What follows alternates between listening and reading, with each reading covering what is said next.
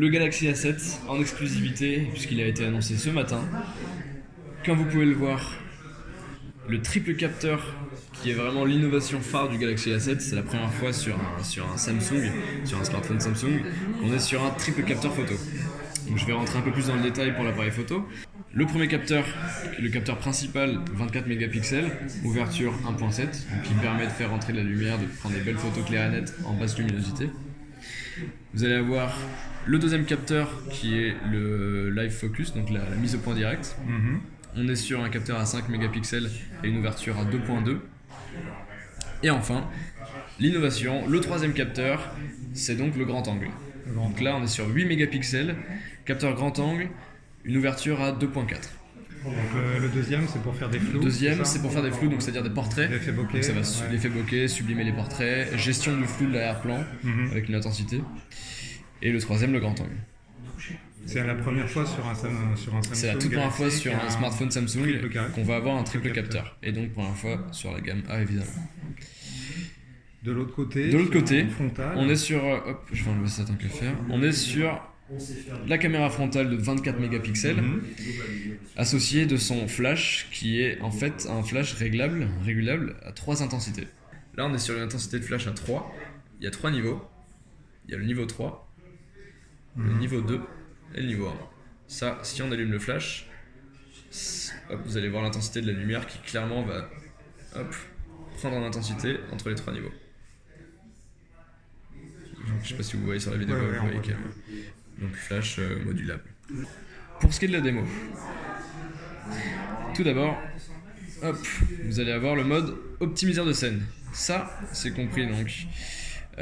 C'est un mode à part qui a été ajouté sur le Galaxy A7. C'est la première fois qu'on va se retrouver sur la gamme A. Le Live Focus. Donc là, pareil pour les portraits, qui permet de voir. Alors là, on est en anglais, mais si vous voulez, je prends totalement en français. Non, pour la vidéo, c'est bon. Donc le flou d'arrière-plan modulable. On est sur une intensité à 1 jusqu'à 7. Et donc là, on est vraiment sur un vrai flou. Je sais pas si vous allez bien le voir sur la caméra. Mais là, quand on est à 7, il y a le portrait et le flou derrière. Avec un beau détourage. Okay. C'est ça.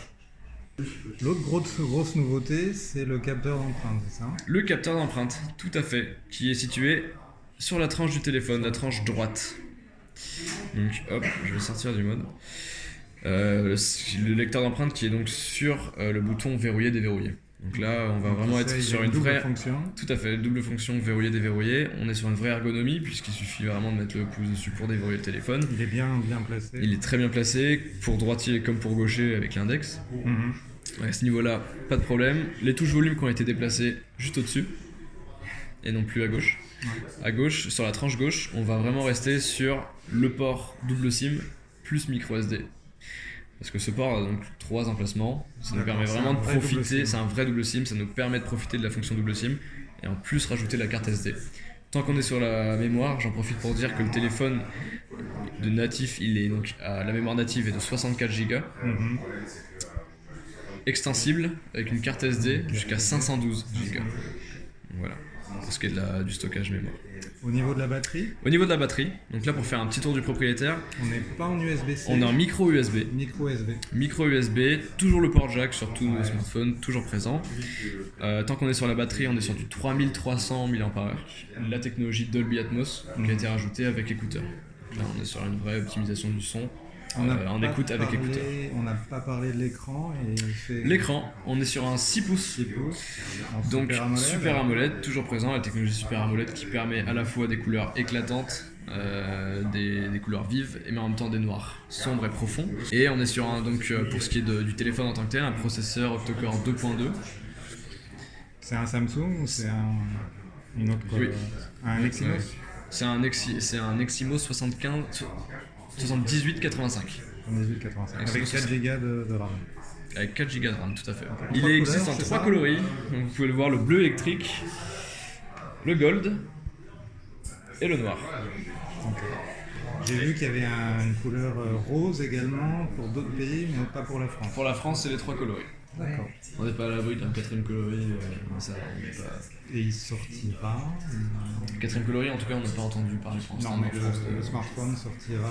Il sortira mi-octobre. On n'a Mi-octobre. pas une date hyper précise pour le moment. Mi-octobre, au prix de 349 €.